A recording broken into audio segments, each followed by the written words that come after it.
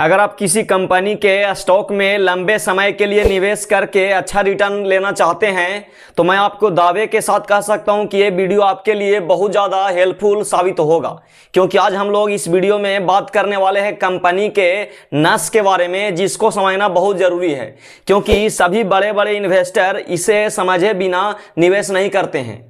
तो आप जो है से यहाँ पे इस वीडियो को शुरू से लेकर के लास्ट तक देखना, क्योंकि आज हम लोग बात करेंगे कि लॉन्ग टर्म इन्वेस्टिंग के लिए कौन कौन से पैरामीटर होता है जिसको हमें जांच करना जरूरी है।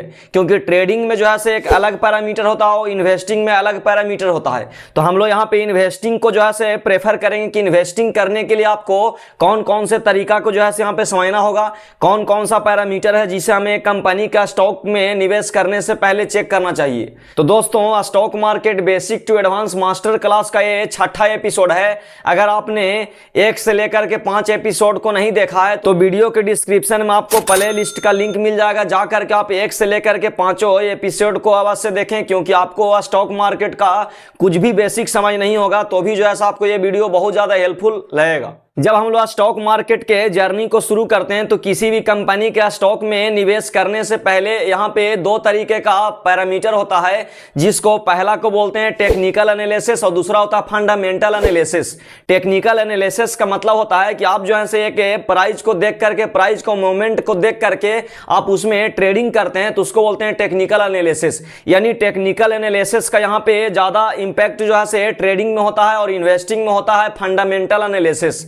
अब टेक्निकल एनालिसिस और फंडामेंटल एनालिसिस को इस तरीके से समझ सकते हैं कि जैसे आपने किसी लड़का को शादी करने के लिए रिश्ता ढूंढते हैं, तो रिश्ता ढूंढने में क्या होता है कि वो लड़का के बारे में जब आप जांच करते हैं कि लड़का क्या करता है, यानी डायरेक्ट आप अगर मान लीजिए लड़का को देखते हैं तो यहाँ पे क्या होता है कि वो जो है टेक्निकल एनालिसिस हो गया, क्योंकि अब लड़का जो है क्या करता है, लड़का जो है किस तरीके का उसके अंदर क्वालिटी है। यानी जब लड़के के बारे में सिर्फ जानते हैं, उसी को जान करके जब आप रिश्ता तय करते हैं तो उसको बोलते हैं टेक्निकल एनालिसिस। यानी सिर्फ जो है ऊपर ऊपर से हम लोग क्या करते हैं कि देखते हैं कि कंपनी का जो है प्राइस किस तरीके का मूवमेंट कर रहा है। कंपनी के बारे में जब हम लोग डिटेल्स नहीं समझते हैं, सिर्फ उसके प्राइस को देख करके जब हम लोग पैसे लगाते हैं तो उसको बोलते हैं टेक्निकल एनालिसिस। लेकिन जब क्या होता है कि आप लड़के को साथ साथ क्या करते हैं कि लड़के के घर वाले को देखते हैं कि उसका खानदान कैसा है, वो जो है खानदान जो है उसका किस तरीके का बैकग्राउंड से गुजर रहा है, उसके घर में कमाने वाले कितने हैं, उसके जो है फादर क्या करते हैं, उसके फादर का बैकग्राउंड क्या है, उसका जो है किस तरीके का रिलेशन है, वो जो है पूरे उसके खानदान के बारे में जब हम लोग खंगालते हैं, खानदान के बारे में जब हम लोग पूरा डिटेल्स चेक करते हैं तो उसको बोलते हैं फंडामेंटल एनालिसिस। फंडामेंटल एनालिसिस का मतलब होता है किसी भी कंपनी के बारे में पूरे बायोडाटा को जानना कि कंपनी क्या करती है, कंपनी पैसा जो है कहां से ला रही है, कंपनी का प्रॉफिट बढ़ रहा है या नहीं बढ़ रहा है, कंपनी के चलाने वाले कौन हैं। यानी आप यहाँ पे शादी के एग्जांपल के माध्यम से समझ सकते हैं कि सिर्फ लड़का को देख करके आप रिश्ता तय करते हैं तो जो है टेक्निकल एनालिसिस हो गया। और अगर आप पूरे खानदान को अच्छे से देखते हैं, पूरे खानदान को रिसर्च करते हैं तो उसको बोलते हैं फंडामेंटल एनालिसिस। तो आज हम लोग यहाँ पे इन्वेस्टिंग की दुनिया में बात करेंगे कि जब आप किसी कंपनी का स्टॉक में निवेश करना चाहते हैं लंबे समय के लिए और निवेश करके एक अच्छा रिटर्न लेना चाहते हैं तो आपको फंडामेंटल एनालिसिस देखना बहुत जरूरी है, क्योंकि बिना फंडामेंटल एनालिसिस के कंपनी के प्राइस को देख करके आप लंबे समय के लिए निवेश करेंगे तो आगे चल करके हो सकता है कि आप जो है फ्लॉप कर जाएंगे। तो चलिए आज की इस वीडियो को शुरू करते हैं। वीडियो में आगे बढ़ने से पहले मैं आपको बताना चाहूंगा कि इस वीडियो में बताई गई सारी जानकारी सिर्फ और सिर्फ एजुकेशनल पर्पस के लिए होता है। हम किसी तरह के स्टॉक को बाई और सेल करने का टिप्स नहीं देते हैं। आप किसी भी तरीके का निवेश करते हैं तो सबसे पहले अपने फाइनेंशियल एडवाइजर से सलाह जरूर लें। तो आज की इस वीडियो में हम लोग समझेंगे स्टॉक का डीएनए कैसे समझें, यानी स्टॉक का डीएनए के बारे में समझेंगे कि स्टॉक का डीएनए क्या होता है, जिसमें फंडामेंटल एनालिसिस का बेसिक आता है।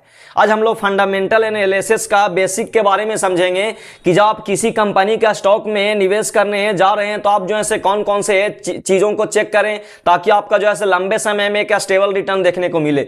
हम लोग यहाँ पे जानेंगे फंडामेंटल एनालिसिस क्या होता है उसके बारे में, फिर हम लोग यहाँ पे समझेंगे फंडामेंटल एनालिसिस के 3 पिलर बारे में कि फंडामेंटल एनालिसिस के कौन कौन से 3 पिलर हैं। फिर हम लोग समझेंगे फ्यूचर ग्रोथ के बारे में कि कोई भी कंपनी किस तरीके से फ्यूचर जो है ग्रोथ करती है, आगे का पोटेंशियल जो है क्या उसका। फिर हम लोग यहाँ पे रियल लाइफ एग्जांपल के माध्यम से समझेंगे कि फंडामेंटल एनालिसिस किसी भी कंपनी में किस तरीके से होता है।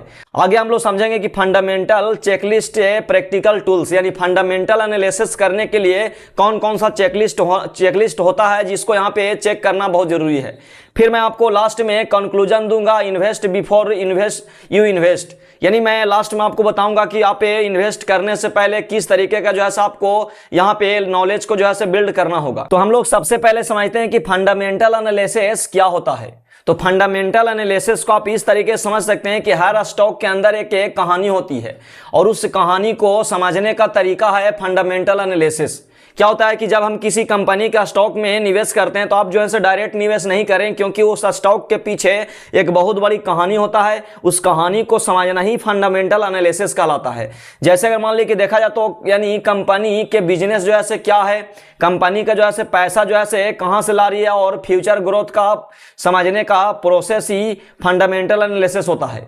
यानी कहने का मतलब कि कंपनी का बिजनेस को समझना, उसके पैसे को समझना, फ्यूचर का ग्रोथ को समझना, ये सभी प्रोसेस को ही जो है फंडामेंटल एनालिसिस कहते हैं। यानी आप कंपनी के बिजनेस के बारे में अच्छे से समझें, उसके पैसे के बारे में समझें कि पैसा जो है किस तरीके से कहां से ला रही है, पैसा जो है कितना कमा रही है। फिर जो है हम लोग फ्यूचर का ग्रोथ के बारे में समझेंगे कि फ्यूचर में किस तरीके का ग्रोथ जो है इस कंपनी का होने वाला है।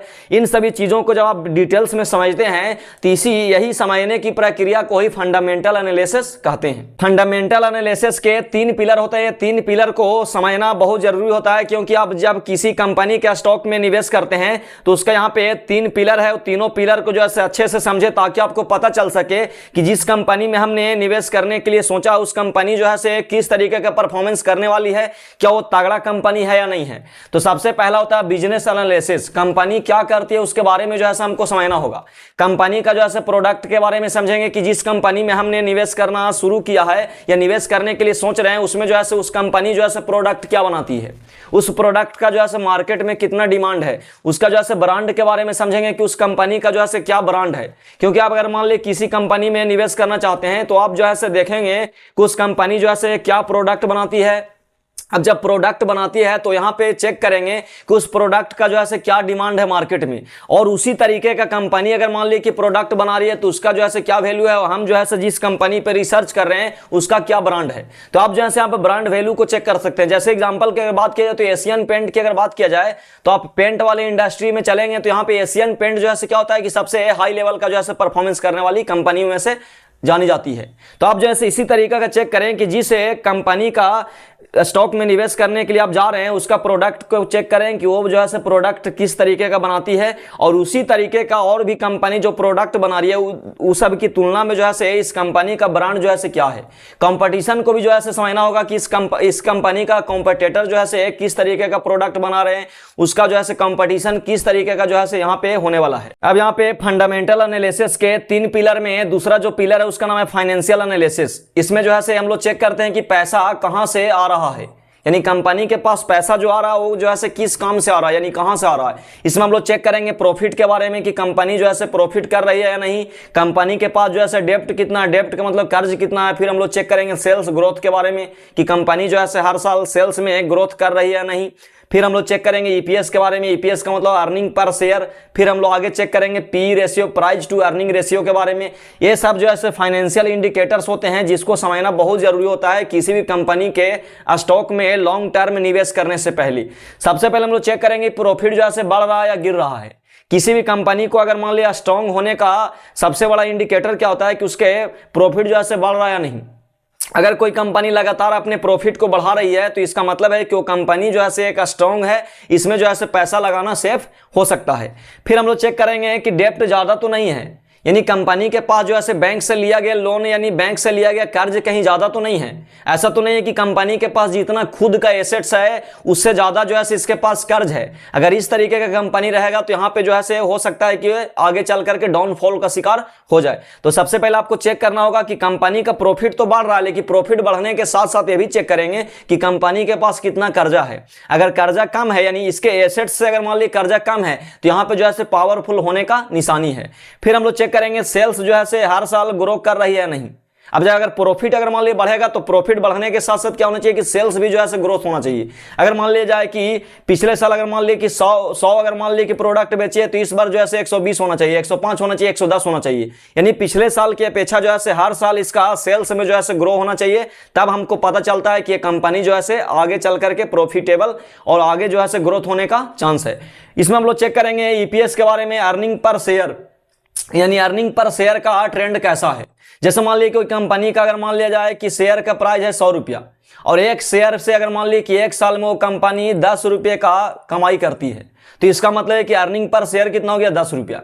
यानी एक साल में उस कंपनी के शेयर जो है कितने रुपये जो है कमाती है। अब ये भी डिपेंड करेगा कि उसका प्राइस कितना है। शेयर अगर मान लीजिए शेयर का प्राइस अगर मान लीजिए 100 रुपया है और 100 रुपये के शेयर प्राइस पे अगर मान लीजिए कि 10 रुपये कमा रही है तो अच्छे माना जाएगा। फिर हम लोग आगे सबसे फेमस जो है यहाँ पे रेशियो है उसको हम लोग चेक करेंगे, पीयू रेशियो। पी का मतलब होता है price to earning ratio. Price to earning ratio का मतलब ये होता है कि आप जो है 1 रुपये कमाने के लिए कंपनी को कितने रुपये देते हैं।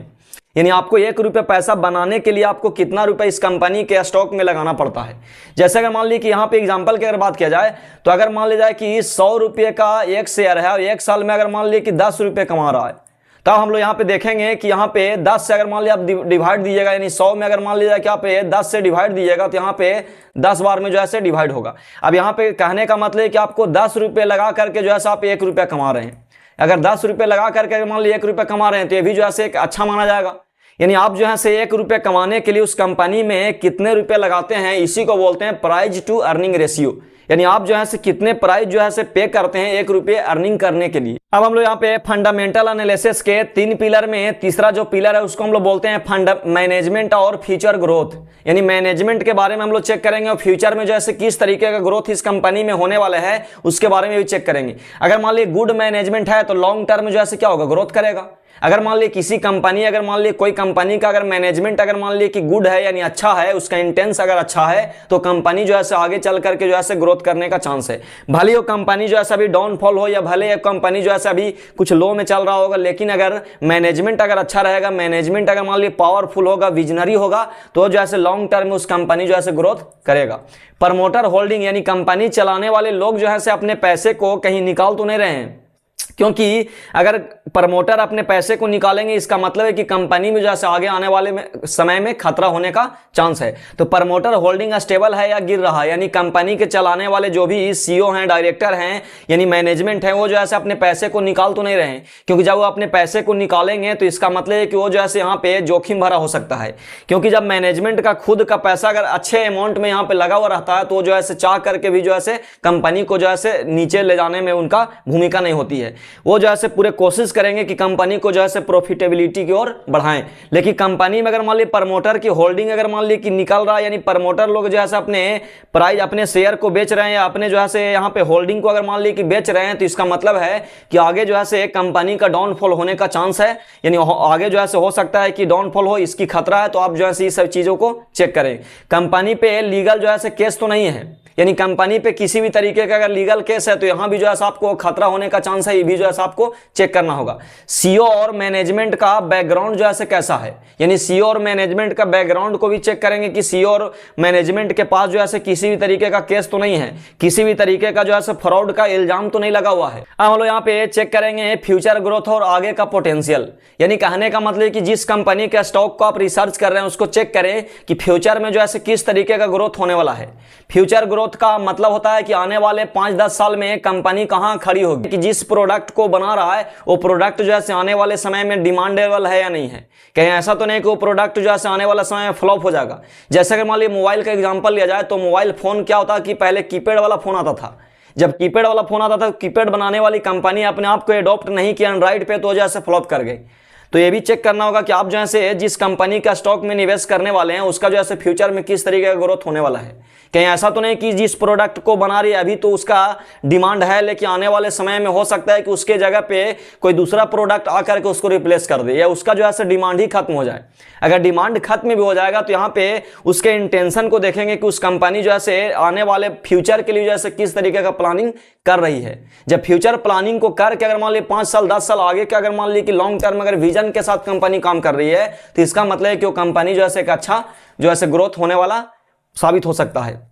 हम लोग रियल एग्जांपल की अगर बात करें तो एचडीएफसी बैंक का कैश स्टडी को आप देख सकते हैं। एचडीएफसी बैंक जो है स्ट्रॉन्ग फंडामेंटल का परफेक्ट एग्जांपल है, क्योंकि एचडीएफसी बैंक जो है बैंकिंग सेक्टर में जो है एक स्ट्रॉन्ग जो है बैंक साबित हो रहा है, क्योंकि इसका जो है फंडामेंटल जो है बिल्कुल स्ट्रॉन्ग है। यहाँ जो है पैसा लगाना लोगों के लिए क्या होता है, सेफ माना जा सकता है। इसी तरीके से आप जिस कंपनी में इन्वेस्ट करते हैं उस कंपनी का जो है चेक करें कि कंपनी का आगे जो है किस तरीके का ग्रोथ होने वाला है। अब हम लोग यहाँ पे चेक करेंगे फंडामेंटल चेकलिस्ट के बारे में कि फंडामेंटल में कौन कौन सा चेकलिस्ट है जिसको यहाँ पे समझना जरूरी है। तो सबसे पहले हम लोग चेक करेंगे प्रॉफिट ग्रोथ लास्ट 5 ईयर, यानी पिछले 5 साल से अगर मान ली कंपनी लगातार अगर मान ली ग्रोथ कर रही है तो ये जो है यहाँ पे एक अच्छा जो है इंडिकेशन हो सकता है कि कंपनी जो है आगे आने वाले समय में अच्छा जो है परफॉर्मेंस करेगी। डेप्ट यहाँ पे 1x इक्विटी, यानी कहने का मतलब है कि कंपनी के पास जो है कर्जा जो है हमेशा उसके एसेट्स से कम होना चाहिए।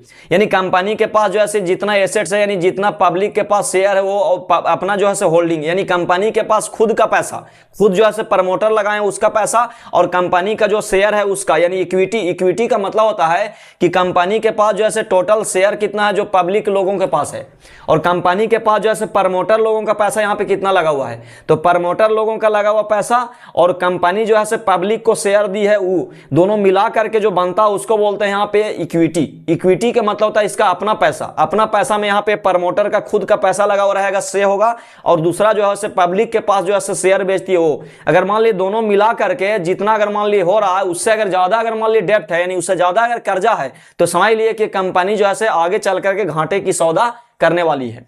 अगर मान ली कि जितना इसके पास इक्विटी है, जितना इसके पास खुद का संपत्ति है, उससे अगर कम कर्जा है, तो इसका मतलब कंपनी जो है स्ट्रॉन्ग, यहाँ पे स्ट्रॉन्ग होने का जो है यहाँ पे संकेत दे रही है, यानी वो कंपनी जो है क्या होगा, स्ट्रॉन्ग होगा। लेकिन अगर मान ली कर्जा ज्यादा रहेगा तो यह स्ट्रॉन्ग नहीं बल्कि जो है वीकनेस का निशानी है। इसमें जो है आप सोच समझ करके इन्वेस्ट करें। अगर मान ली आरओई की बात करें तो return on equity. Return on equity का मतलब होता है कि यहाँ पे कितना जो है अपने पैसे पे रिटर्न दे रही है। अगर मान लिया कि कंपनी के पास 10 लाख रुपए का जो है इनका खुद का जो है पैसा है, जिसमें प्रमोटर होल्डिंग भी शामिल है और क्या शामिल है, शेयर भी शामिल है जो पब्लिक के पास होल्ड है। अब अगर मान ली 10 लाख रुपए में क्या हो रहा है कि कंपनी अगर मान ली कि साल में अगर मान ली 2 लाख रुपए का इनकम कर रही है, तो इसका मतलब आप निकालिएगा तो यहाँ पे देखेंगे तो 20%, यानी ये जो है 20% का आरओई निकल रहा है, यानी रिटर्न ऑन इक्विटी जो है 20% का निकल रहा है, जो बहुत ही अच्छा है। लेकिन आरओई के साथ यहां पे एक होता आरओसीई, यानी इसके बारे में हम डिटेल्स बात करेंगे कि कर्जा इस पे कितना। अगर मान ले कि आरओई का मतलब होता है रिटर्न ऑन इक्विटी, इसके पास खुद का जो पैसा है उसी पे निकाला जाता है कि ये जो है कितना ग्रो कर रही है। लेकिन अगर मान ले 10 लाख रुपए पे अगर मान ले कि 20% का आरओई तो निकाल रहा है, लेकिन हो सकता है कि इसके पास 30 लाख रुपए का कर्जा हो। जब 30 लाख रुपए का कर्जा रहेगा तो 30 लाख और 20 लाख 50 लाख के ऊपर जब निकालिएगा तो यही आरओई जो है यानी आरओसी जो है बहुत कम हो जाएगा, तो आगे चल करके जो है खतरा हो सकता है। तो हम यहाँ पे शॉर्ट में समझ रहे हैं कि आरओई का मतलब अगर 15% से ज्यादा है, अगर मान ली कि डेप्ट को काटने के बाद अगर मान ली 15% से अगर मान ली ज्यादा आ रहा है, तो ये जो है फंडामेंटल स्ट्रांग होने का निशानी है। हम यहाँ पे सभी चीजों को डिटेल्स में आगे जब ये एपिसोड पूरा खत्म हो जाएगा, मास्टर क्लास जब खत्म होगा, तो हम डिटेल्स में जो है बात करेंगे और इसको जो है लाइव हम लोग देखेंगे कि किसी भी कंपनी का आरओई कितना होता है, आरओसी क्या होता है, P price to earning ratio जो है हम लोग कंपेयर करेंगे। ये सभी चीजों के बारे में हम लाइव जो है देखेंगे। आगे जो है सेपरेट वीडियो आप लोग को देखने के लिए मिलेगा, क्योंकि हम यहाँ पे अगर मान ली डिटेल्स बात करेंगे हर चीज के बारे में तो वीडियो बहुत लंबा हो जाएगा। तो आप जो है ये समझ लें कि रिटर्न ऑन इक्विटी का मतलब होता है कि कंपनी के खुद का जो कैपिटल है उसके ऊपर जो है कितना जो है एक साल में रिटर्न जो है कमा पा रही है। प्रमोटर होल्डिंग जो है स्टेबल है या नहीं है। प्रमोटर होल्डिंग ऐसा तो नहीं कि धीरे धीरे जो है अपना पैसा जो है बेचने में लगे हुए हैं। आज अगर बेचने में लगे हुए हैं तो इसका मतलब कि प्रमोटर लोग का जो है यहाँ पे आगे आने वाले समय में जो है कंपनी का जो है लॉस हो रहा है वो जो है पहले ही जान रहे हैं, इसलिए अपना कैपिटल को जो है वो हटा रहे हैं। फिर जो है पॉजिटिव कैश फ्लो, यानी कहने का मतलब कि कंपनी में जो है पैसा जो है कैश के रूप में जो है आ रहा है या नहीं, यानी पॉजिटिव में हो रहा है या नेगेटिव में। जब इस सभी चीजों को आप चेक करते हैं, इस सभी चीजों को चेक करने के बाद अगर मान लिया पैरामीटर अगर सही होता है तो कंपनी जो है स्ट्रांग है। और इन सभी चीजों को अगर मान लिया आप चेक कर रहे हैं, अगर मान लिया इसमें अगर मान लिया कि नहीं आ रहा है तो कंपनी जो है वीक है। अब मैं आप लोग को यहाँ पे एक कंक्लूजन देना चाहूंगा कि आज के एपिसोड में हम लोग को क्या क्या सीखने के मिला। तो सबसे पहले आपको इन्वेस्ट बिफोर यू इन्वेस्ट, यानी कहने का मतलब किसी भी कंपनी के स्टॉक में निवेश करने से पहले आप जो है खुद का नॉलेज में निवेश करें, क्योंकि यही जो है सबसे बड़ा रिटर्न होता है।